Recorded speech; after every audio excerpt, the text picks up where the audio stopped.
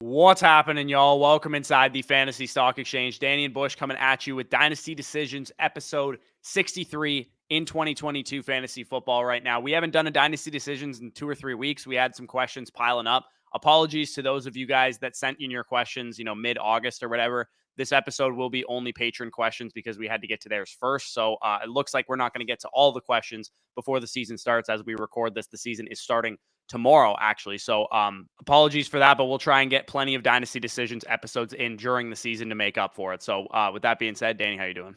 Doing well. And yeah, you guys probably have been wondering these past few weeks, where has Dynasty Decisions gone? Well, if you guys have been checking out the channel recently, you'll know we put up 1-2 videos a day, live streams every week. So we've been very, very busy getting you guys geared, getting you guys ready to roll for your redraft league. So it's nice, mixing in some Dynasty. Bills versus Rams will kick off tomorrow night. So any last second Dynasty trades you can do prior to the toe hitting the leather, we're going to help you out on today.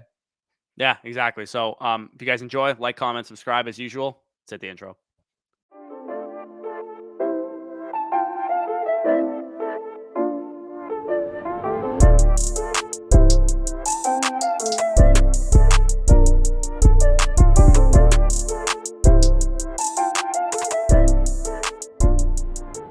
Before we get into today's video, we have a quick special announcement. We have partnered officially with Establish the Run this season. If you guys are unfamiliar with Establish the Run, they are a high-quality DFS and prop betting content site. The founders, Adam Levitan and Evan Silva, they're industry giants. Me and Danny have been following their work since we were, teenagers. If you guys play DFS, these are the most serious DFS guys around. Silva, Levitan, Mike Leone, all the guys on the team there at ETR. They have, weekly projections, ownership projections, analyzing things like offensive and defensive line matchups as well. So you can really get the, step up advantage on your weekly opponents in DFS tournaments or just in your regular season long leagues. So if you guys want to check out some of the products they have to offer, you can now use promo code FSE at sign up for 10% off whatever you purchase. If you want to purchase their in-season package, their DFS package, whatever, you can get 10% off of that. And they also have free content available on their YouTube channel, Establish the Run, as well. So quick plug to them. Now let's get back into it. For sure. So the first team of the video we're going to be getting into is going to be from Daniel Krauss, a 12-team Dynasty Superflex PPR. And in terms of his team, he's got quarterbacks Dak Prescott, Deshaun Watson, Zach Wilson heading that group. Running backs J.D. McKissick, Tyler Beatty, and Kyron Williams. He also has listed here, shout out Danny's hatred for running backs. Appreciate that. Wide receivers, CeeDee Lamb, T. Higgins. Oh my God. I already love that wide receiver core. You guys can see the whole list on the screen. Tight end, Mike Gesicki and Brevin Jordan, along with the 111, 202, 311, and 402 this year. A couple firsts in next year's class, as well as a couple firsts in the 2024 class. So overall, he's got a couple trades listed here as well. But what is your first reaction when seeing this team?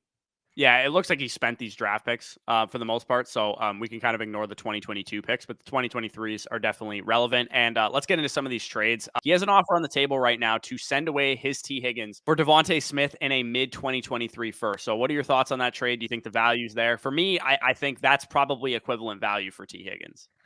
I love T. Higgins, but from a process standpoint, I want to take Devontae Smith in the first year. I think Devontae Smith, an ascending second-year player, obviously some question marks in terms of overall target competition in Philadelphia. But as you guys have known from following this channel for a while, in Dynasty, you have to believe in the talent because talent overall will always supersede situation in the long term. So for Devontae Smith, we saw last year, he is a clear-cut 1A, 1B type of wide receiver in the NFL. I think he can be a top 20 type of guy. And along, of course, with that first round pick, that mid-first round pick, Corey, you've done a ton of study in terms of what exactly we can expect in that 2023 class. Some of those running backs, some of those quarterbacks, even some of those receivers at the top of those drafts, specifically in those first 8 or so picks, are absolutely money in 2023.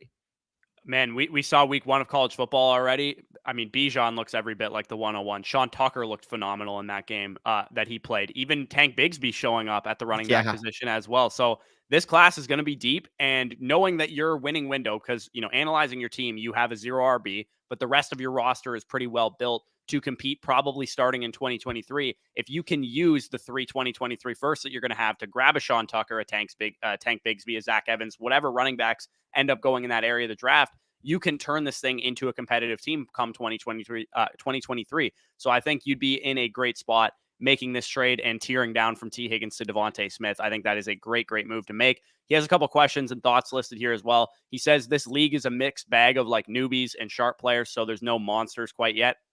He wasn't planning on doing a 0 RB during the draft, but it ended up going that way with the value that was falling. We've kind of already preached the fact that we like to add our running backs last to our dynasty team. So when you can build out a shell of a great team the way that you've done so far and add those 2023 firsts and stuff like that, you're able to build a great team. So I love what you did in the startup.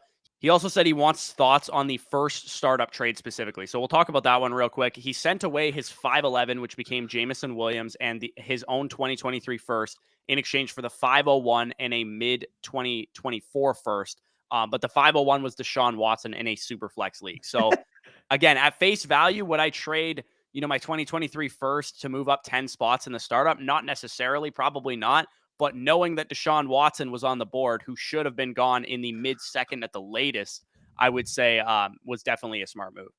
Yeah, I mean, the way I look at this is 5'11 in a 2023 first. If you were to tell me straight up, you got Deshaun Watson for that, I would have been like, okay, it's about equivalent value. Maybe like obviously value I favor on your side there. Jameson Williams, let's just say he's worth, a late 2024 first. And then you're also giving up the 2023 first for Deshaun. So I think that's about equivalent value. The fact that you also got a mid to late 2024 first on top of Deshaun Watson, excellent trade there. That is capitalizing on a uncertain type of feeling in your league in terms of what exactly is going to go on Deshaun, which I don't understand at this point. We know he's going to get suspended 11 games. We know he's going to return and be a Cleveland Brown after that. The uncertainty period should be over. So if there's still people, if you guys are watching this and there's still people in your league who have Deshaun Watson, don't know what to do with them, send out your flyer offers because you might get an absolute value. If Deshaun Watson, week 13 or whatever, when he's back against the Texans, goes out and looks like regular old Deshaun Watson, he's a top 6 overall pick in Superflex drafts. So the value period is clearly here. Until people see this guy play football, throw a fucking pigskin yet again, they're going to have this sort of doubt against Deshaun Watson. Go out, go capitalize. Deshaun Watson, go scoop him on your teams. Next trade here, Goddard and Sam Howell, basically the 9-11 and 1602, Goddard and Sam Howell. He was able to acquire a mid to late 2023 first and a mid to late 2024 second. Yes, easy. Just move to the next trade. The next trade, he sends away the 13-11, 14-02, 7-11, which was Darren Waller, and he gets a mid to early 2023 first and the 10-11, which is Jahan Dotson. Yeah. I honestly, because Jahan Dotson for me was like my 109, 110, 111 in my rankings.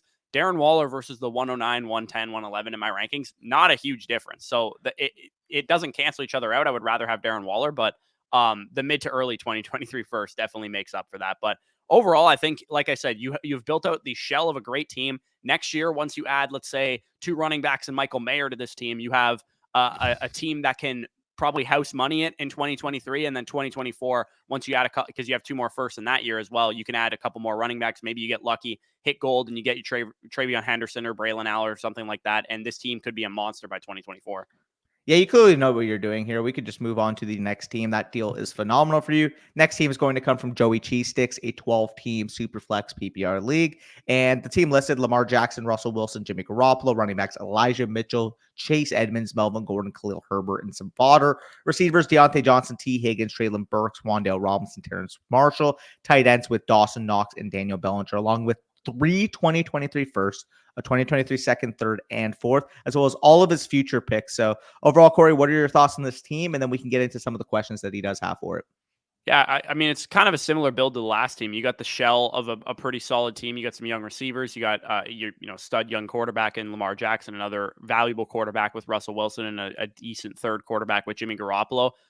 Overall, you're kind of just looking to add talent to this team and probably sell off any pieces that have value specifically at running back during the season. And you definitely have some guys that should have some sustained periods where you can get, a minimum 2023 seconds for them, if not maybe 2024 first or something like that. If we, come out week 1 and Elijah Mitchell is, looks like the San Francisco 49ers starter, and suddenly his value is back up to a first, maybe you have to throw in a couple of these running backs. Even if you can throw in Elijah Mitchell and Chase Edmonds, who both in, week 1 or weeks 1 to 3 or something are getting good workloads, maybe you can finagle yourself another first or another, 2024 first, or maybe a young receiver or something like that out of these players. So I would probably look to vacate my entire running back core for the most part, if I can, when the value presents itself. If if Montgomery goes down for a couple games and you can get a 2023 second out of Khalil Herbert at that point in time, I'd be looking to make a move like that. Same goes for Melvin Gordon if Javonte Williams goes down or something like that. So you have a lot of flexibility with this running back core, but that would be my main focus, is trying to flip some of the running backs I have into more draft capital or into receivers or maybe a tight end or whatever the case is.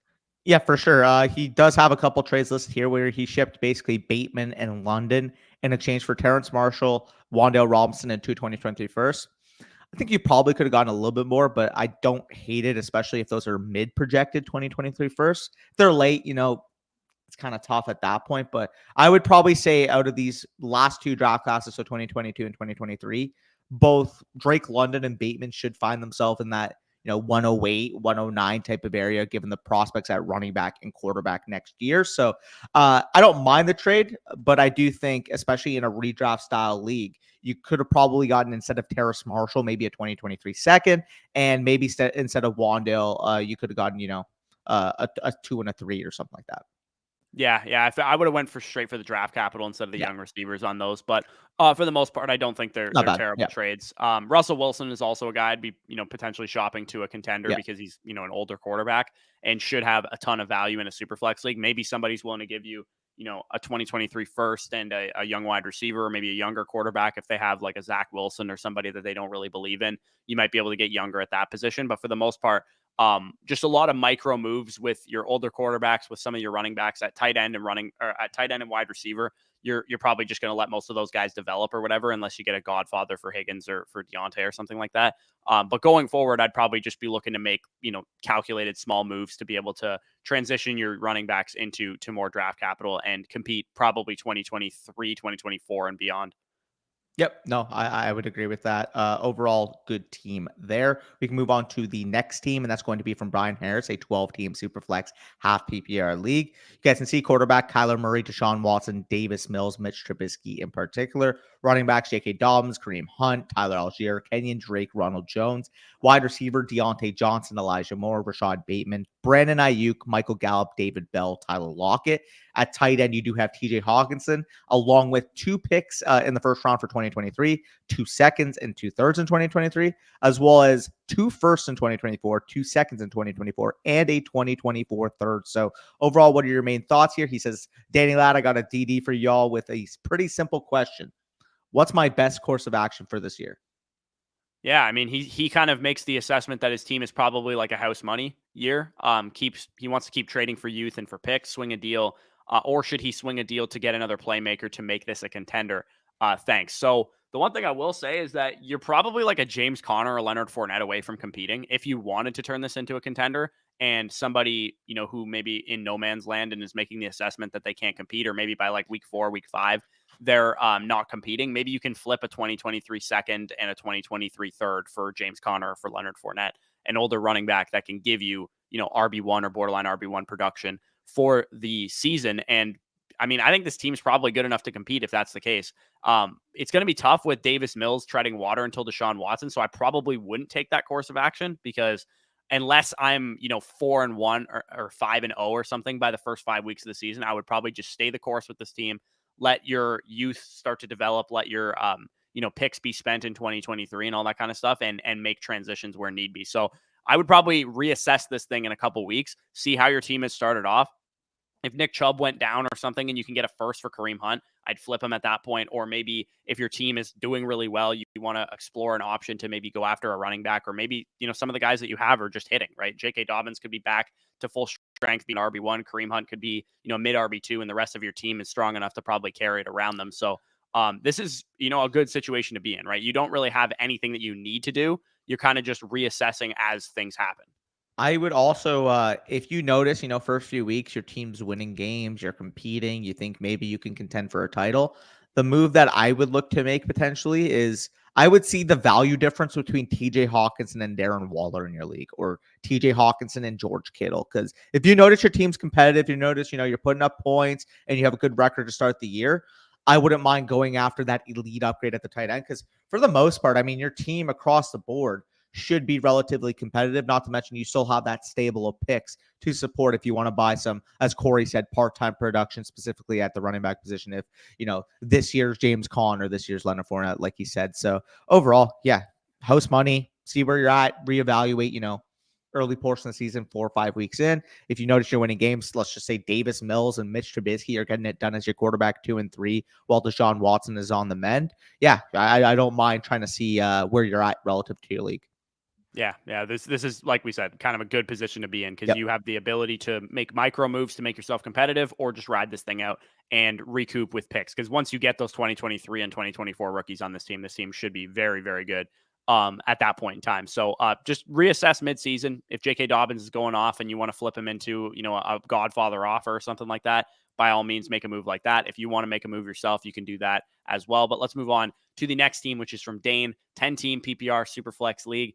You guys can see the team on the screen there. Trey Lance, Deshaun Watson, Kirk Cousins as his main quarterbacks. Tony Pollard, James Cook, Khalil Herbert. A lot of Danny style running backs there. J.D. McKissic and TDP. I love CeeDee this Lamb, team. AJ Brown, Justin Jefferson as his top 3 wide receivers.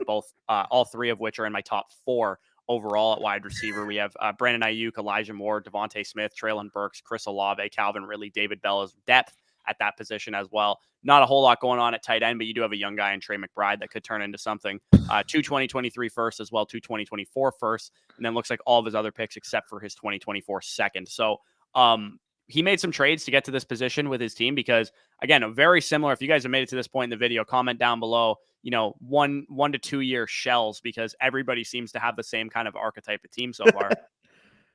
Yeah, no, I mean, they have the same archetype, point blank simple. They're submitting to the Dynasty Decision Series, and that's where every video we talk about the same type of archetype we like for our Dynasty teams. This is like, if I were to leave a startup and say, okay, well, this is my team. Well, I'm sure this isn't from a startup, but if I were to build a team like this, where I have still a ton of upside at running back, keep in mind, upside versus production at running back, especially if you're not looking to win now, is how you make your value. Because if you're not expected to put up a ton of points, if you're not expected to push for the playoffs in a year, but you have running backs like Tony Pollard, James Cook, Khalil Herbert, where if something broke right in the season, they could triple their value. They could 4x their value. Like if Zeke goes down, if Zeke tore his ACL, let's just say hypothetically, knock on wood, and a contender is looking at Tony Pollard and saying, well, I'm getting a top 5 potential running back on a great offense that is able to catch passes and is a very efficient player. Like Tony Pollard, if Zeke went down, could be like Austin Eckler this year. I think like he has that type of opportunity, given the instability in the Dallas receiving core, given his own ability in the receiving game, and given the efficiency of player he is. So realistically, having those type of upside cases on your bench where you can go to a contender at that point, you could say, well, listen, if you want Tony Pollard that bad, if you want to compete for the championship that bad, Tony Pollard in a second for your 2023 first. Yeah, I think if Zeke went down for like the whole season, I think you could get a first straight up for Tony Pollard. You might be able to, yeah. Yeah, even just like a late first or their 2024 first or something like that. I think you'd be able to do that. So yeah, like you're in a great spot. You clearly you're like 9 deep at wide receiver, of valuable wide receivers as well. Plus you have, 2 stable young quarterbacks to lock down the future with Trey Lance, Deshaun Watson, Kirk Cousins. Maybe you want to, see what you can get for him at some point during the season. If somebody loses a quarterback to injury or something, a contender, I'm sure they'd be, more than willing to give, 2 2s or something like that for Kirk Cousins at some point during the season. So a lot of flexibility with this team. Let's talk about some of the trades he made to get his team this way, because I love the moves that he's made here. So he trades away Justin Herbert. Justin Herbert, obviously very, very valuable in Superflex leagues. Dotson and a 2024 second. So, pretty decent pieces as well. He gets Kirk Cousins. He gets Justin Jefferson. He gets Brandon Ayuk. And wait for it, a 2023 and a 2024 first. So what's the difference between Justin Jefferson and Justin Herbert? A 2023 first? I would probably say around that. If you want quarterback equity back, maybe you put Cousins in that package. So you say, okay, JJ, Cousins, and a 2024 first. Let's just say if you were the highest on Justin Herbert, your league is almost impossible to trade quarterback equity, and you say, well, if I'm giving Justin Herbert, I want a quarterback back. That's probably the highest rational case you can say for Justin Herbert. And then basically at that point, you're comparing Dotson in a second versus Ayuk in a first. I have Ayuk straight up over Dotson, so I will take that free upgrade from a second to first. I think I remember when he was actually negotiating this deal, because he asked me, he's like, would you do this deal? And I'm like, it's tough to lose Herbert, but like that package is the holy grail. Like Yeah, really. Justin Jefferson is that, value insulated stud next Odell Beckham, Antonio Brown level dominance at the receiver position. So if you're going to talk about any value insulated receiver, Justin Jefferson is one of the top of the names along with Jamar Chase. Yeah, rarely are you going to get a package for an elite asset like Justin Herbert and get an elite asset plus all the value that you got back. Yep. So I think you're in, a great spot with that trade. I love that move. He also traded Cousins for a 2023, or sorry, Cousins and a 2023 third for a 2023 first. So Yep. it looks like he maybe already traded Cousins off this team. I didn't actually notice that when it was making the doc, but yeah, that's a great move. You don't really need Cousins. You're not really in a competing window. You can just let Deshaun Watson lose you some games, make your own pick higher. He solved this tight end issue, by the way, because the next trade he traded Lamb and Olave in exchange for Kyle Pitts in a second. I love CD Lamb. I think Chris Olave might actually be maybe outside of Drake London, the highest, most productive rookie this year at the receiver position.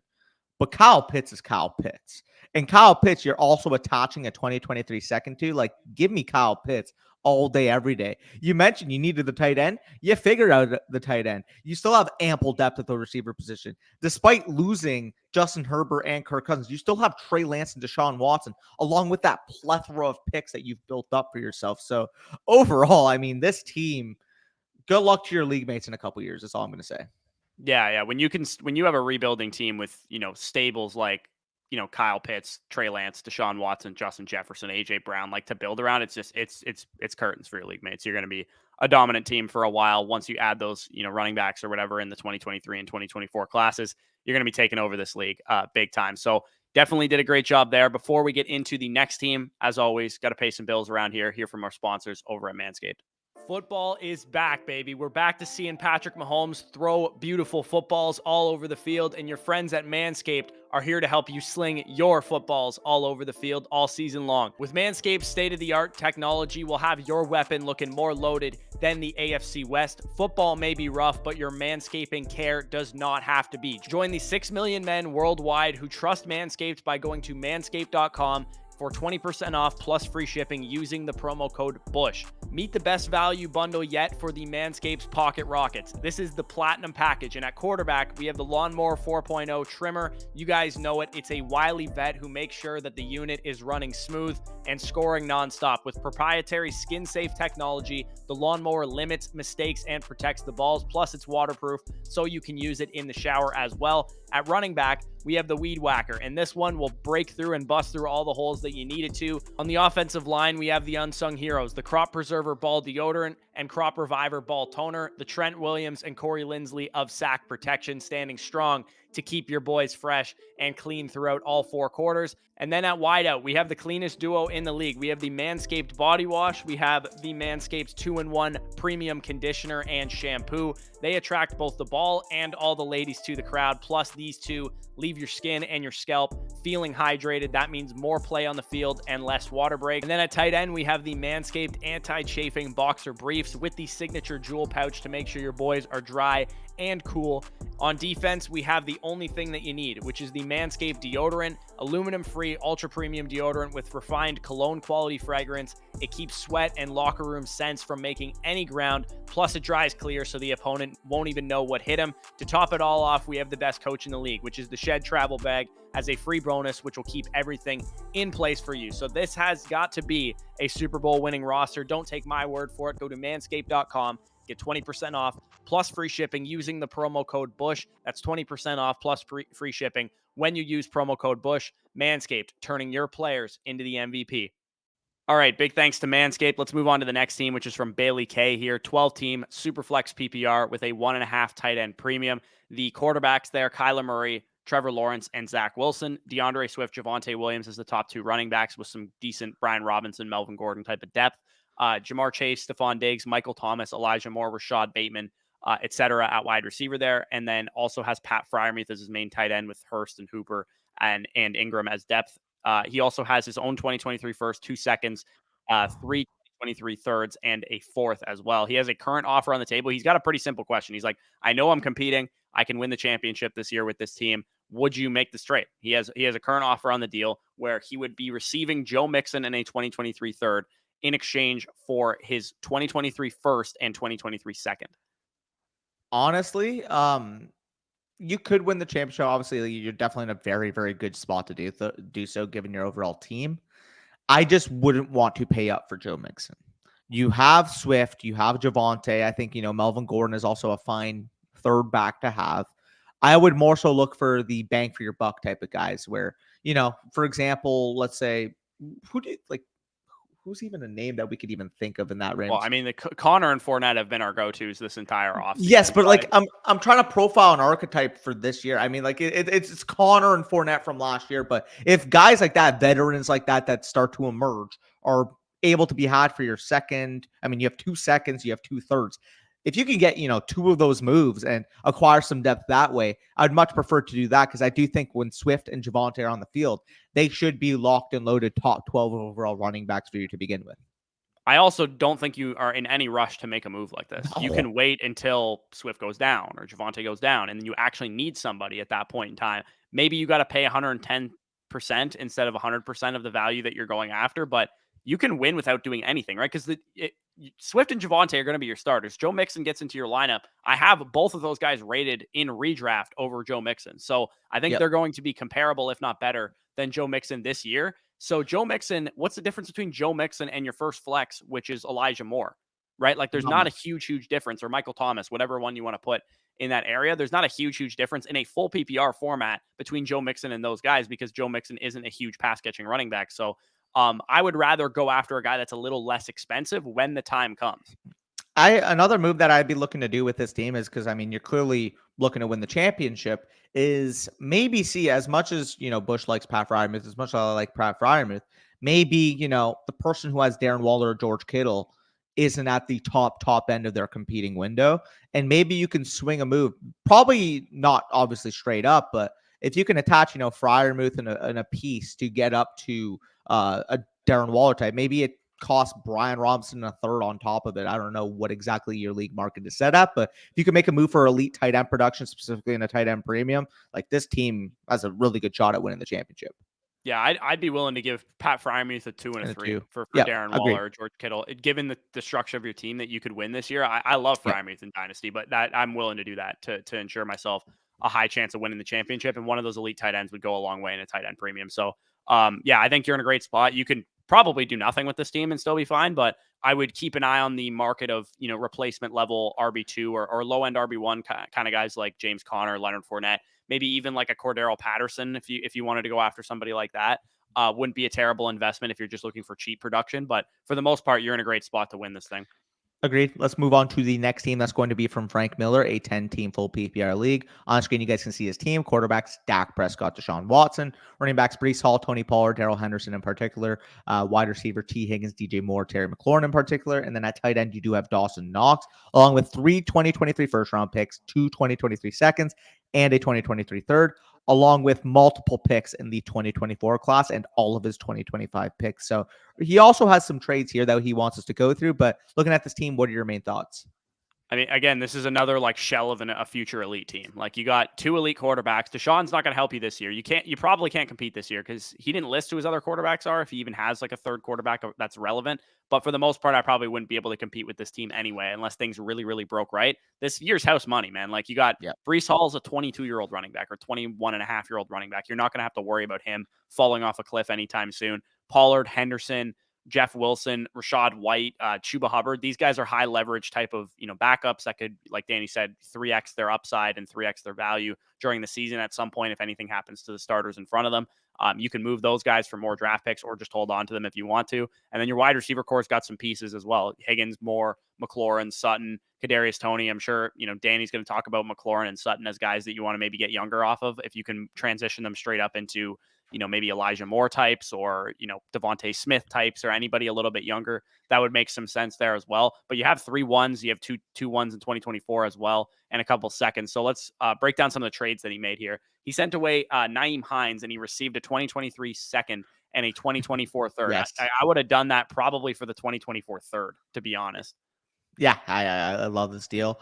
Nyheim Hines, he's fine this year. He might have, I wouldn't even say a JD McKissick type role, but maybe a JD McKissick light type role with Indianapolis. So being able to get a second and third out of how even old A is he top at this point? 35 PPR running back, like not a Sure. guy that's very relevant Like whatsoever. So I a definitely like that second move. flex play in your lineup when you need him, Yeah, basically. exactly. A bye week second flex is Yeah. how I would describe Naeem Hines. And then he also sends away. Looks like he dismantled a contender by the looks of a lot of these trades. Sent away Saquon Barkley, Devontae Smith, and James Robinson in exchange for a 2023 first, J.K. Dobbins, Cortland Sutton, Deshaun Watson. Okay, so Deshaun Watson's the most valuable piece in this trade. How do you break this down? Is Saquon and Devontae Smith enough for Deshaun Watson?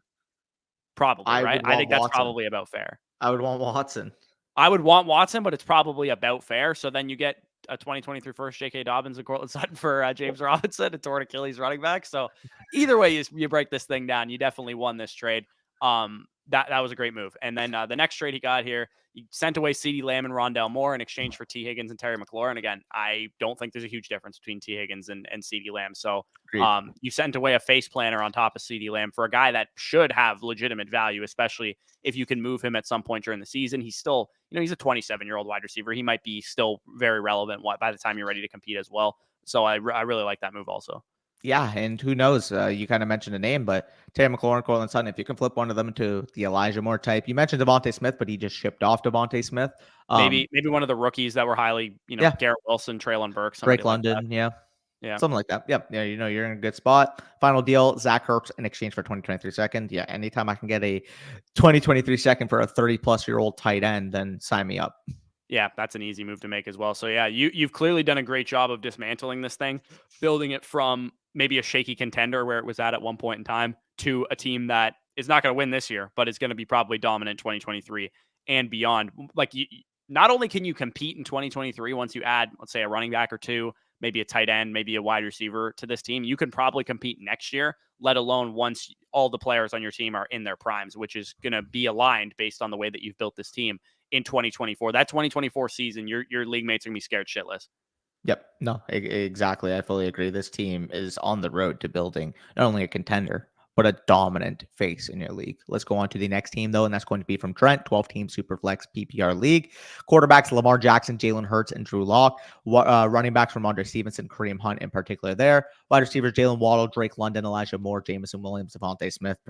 I definitely had some say, I guess, on this team because this is exactly what I would build. Tight ends, Dallas Goedert, and Noah Fant, along with 3 first-round picks, 3 first-round picks, a second and third in 2023, as well as 2 seconds in 2024 and 2 fourths in 2024, along with all of his picks in 2025. He has some trades listed here that he did as well. But looking at this team, you can give your input because this is exactly how I would build it. Yeah, this is, again, we like the same exact archetype like 6 straight times in this video. Not a lot of running backs, a lot of high-end quarterbacks, high-end wide receivers, and a pretty solid tight end and a lot of draft capital. So, I mean, exactly, drawing board type of team that we would build. Let's get into some of these trades. He sent away his 105. I'm assuming this is in the startup, plus a 2023 second for a 2023 first, and the 201, which somehow Lamar Jackson fell to, and the 401, which was Jalen Waddle.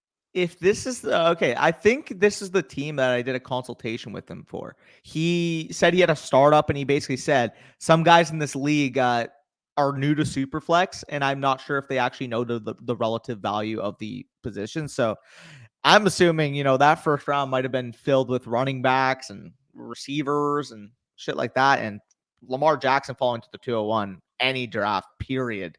I don't care if it's an 8-team Superflex. I don't care if it's a 6-team Superflex. It's Lamar Jackson. So getting him at the 201, absolute steal. Top 5 easy pick for me in Superflex. So if you had traded up for Lamar Jackson, I would have been fine with the move. But the fact that you traded back and still got Lamar Jackson is pretty insane to me. I want to know who we picked at 105.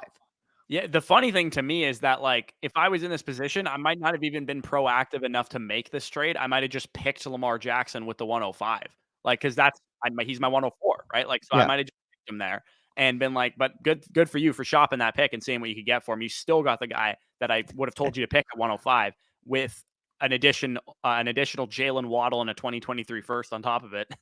Yeah, no, exactly. absolutely smashed this deal. I think I remember when you did this and you were like, I can't believe I just traded down because I thought, okay, maybe one of the top quarterbacks would fall. And it just so happened to be the one that I actually wanted. Next deal, though, he sent away his 305 and got the other 2023 first. So 2023 first, 7-11, and a 2024 first, fourth. Basically, for me here, you're moving down from 305 range is probably what, T. Higgins? Yeah, you're moving down. I mean, in the next trade, Jameson Williams went 706, so that's like a good gauge of like what type of receivers were on the board at the time. You're probably looking at some of the rookies like Chris Olave, Sky Moore, guys like that at the 7-11. And again, the 305 versus if you told me right now T. Higgins versus Chris Olave in a 2023 first and a fourth, like I think I would probably take the package on that side. Agreed there. Just from a procedural standpoint. This next trade, 505 and 1505 in exchange for a 2023 second and 706. I'm more than fine with this. The 2023 second easily outweighs the 1505. And realistically, from a tier perspective, what is the big difference between the 505 and the 706? Specifically with the fact that Jameson Williams, a guy that might have in more competitive, higher, how do I describe it? And more competitive leagues might even have been consideration at the 505. So you got a 2023 second, you move down, and you still got a player worth the original pick you sent. Yeah, exactly. Easy move to make. It's not as woodsheddy as the first two trades, but I do think that one you definitely won as well. And then the final trade here, he sent away the 7-11, which he got in the second trade, and in exchange for a 2024 second plus the 1009, which became Ramondre Stevenson. I think this is probably a solid move. Again, not a woodshed trade. I think this was probably more of a fair trade, but 1009 versus 7-11, and you get a 2024 second on top of it. I think that's equivalent value. And then when we're mixing the packages, mixing the production bundle, you basically traded away what was the 305, and you got the 2023 first, 2024 second, and Ramondre Stevenson. So if we're equating that from a market value standpoint, as much as I love T. Higgins, if you could tell me right now, if I have T. Higgins, I'm able to liquidate that into a first, a second, and Ramondre, I'd take that package every time. Yeah, exactly. When it comes to wide receivers like T. Higgins, yeah, he's a great talent. Yeah, he's a great piece to have in Dynasty, but he's not going to demand the high value picks and packages like a quarterback or a Kyle Pitts or somebody like that would demand. So yeah, I definitely don't mind that move. Let's go on to the final team of the video. I think Trent's in a great spot here with his team, so we can move on to Jesse's team, which was actually an auction draft. It was a 10-team Superflex auction draft, half PPR league. You guys can see the team on the screen there. Very strong at quarterback with Herbert, Lance, and Zach Wilson. Zero RB type of build again. AJ Dillon, Alexander Madison, Melvin Gordon, JD McKissick, type of guys like that. And then he has CeeDee Lamb, AJ Brown, Jalen Waddle, Elijah Moore, pretty much the same receiver core everybody has had so far. Pat Freiermuth and David Njoku, Jonnu Smith as the tight ends there. Also has all of his picks in the future drafts as well, all of his firsts and seconds, thirds, fourths in 2023 and 2024. So his main questions basically was, what do you think of the startup? Because it was an auction league, right? So it's not something that is easy to just gauge. It's like, oh, I got this guy at this pick. It's more so allocating your budget and all that kind of stuff. He said he went 0 RB in the startup because he spent such a large chunk of his money on his quarterbacks with Herbert and Lance. So he figured I'm going to punt, running back because I can't afford to spend up on all these high price running backs. Yeah, I mean, if you're gonna, navigate a Superflex auction as well as you can, this is exactly how I'd build it. You get your anchors at the quarterback position. I mean, you're talking about a 24-year-old, a 22-year-old, and a 23-year-old that can lock down the position for you for the next 10 years. So you're not going to be able to, or you're not going to have to sniff. You're not going to have to touch a quarterback in your rookie drafts for the foreseeable future, given the way you built this team. Running backs, I think AJ Dillon in an auction is such a good value because we do see for some reason in Dynasty, he's like a 9th round pick, but in redraft, he goes in round 5 or 6. But he's a 24-year-old running back. I kind of don't understand that in the sense that why are people so high on him in redraft, but he's almost a double-digit round pick in terms of dynasty setting when this is a guy by this time next year could be in everybody's top 10, top 8 overall running backs going into the 2023 fantasy football season. So projecting forward, he is one of the few running backs that I do think has a very good chance to increase their value by this time next year. So the fact that his value is less in Dynasty when the appeal of him is this 2023 season is pretty weird to me. Yeah, he's kind of like the running back version of Gabe Davis, because Gabe Yeah. Davis goes in like round 11 of dynasty startups and like round 4 of redraft leagues or round 5 of redraft leagues, which doesn't really make any sense for a 23-year-old or 24-year-old wide receiver as well. So yeah, I mean, he basically also wanted to know, like, should I be going after some more 2023 and 2024 capital? He said he's been shopping around Zach Wilson to see what he can get. Honestly, man, like, this is more of like a house money type of year for you, Yeah. because you have a good enough team here that, like, if some things break right, AJ Dillon gets a big workload, maybe Javonte misses a couple games, Those Cook misses a couple receivers. games. Like, you have a good enough receiver core, quarterback core, and you're between your two tight ends, Freiermuth and Njoku. I think those guys should be fine for you as well. You have a legitimate case to maybe reach a playoff spot this year. And you don't want to be, barely cracking the playoffs. We want to be dominating our dynasty leagues. But for the most part, I'm not going to force any trades to try and get any more draft capital, because I think you can just accumulate value and accumulate your players naturally and try and compete this year and not, maybe succeed and get yourself a high pick and add another running back or whatever the case is. So if you're, again, this is more of one of those mid-season assessment type of teams, right? If you're, it's week 7 and your trade deadline's coming up pretty soon and you're 6-1 because Aaron Jones missed, most of the season already, and AJ Dillon's like an RB1 or whatever, then I'm cool making maybe a move to even go after a James Conner or Leonard Fournette and try and compete with this team. Or the vice versa, right? You're 1-6 because all your running backs are getting no work and maybe your wide receivers aren't quite performing because they're still young or whatever.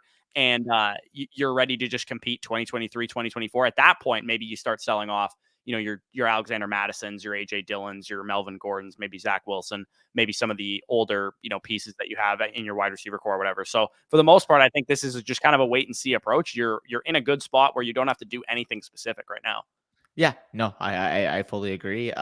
Overall, you're in a great spot here. Just rework, reanalyze this team, specifically in the season, based on how you're doing. So overall, we made it through all 8 teams of the video, about 40 minutes in. If you guys enjoyed so far and are interested in seeing this series keep coming throughout the season, throughout the off season, hell, we love Dynasty Decisions. We're going to record this as much as often, but as you guys will understand, in season, it's going to be tougher to get some Dynasty content, but we'll make sure that this is a steady force in the schedule for you guys. Oh yeah, for sure. We've already planned it out in our schedule that we're going to try and flex in a dynasty video, if not weekly, every other week of some kind, whether it's college football rises and fallers based on what's happening in that season, dynasty trade targets, dynasty decisions videos, whatever the case is. We definitely want to make sure that we keep you guys up to date, because we know, plenty of you guys are sticking around all season for us, all off season for us, for dynasty content. We really appreciate it. And if you guys want to support us in any way, of course, you can go over to patreon.com/fantasy stock exchange. Starting, this week, we're going to have a Patreon only live stream for start sit questions. We're going to have our weekly rankings up there during the season as well, for those of you guys that are curious about lineup decisions and all that kind of stuff.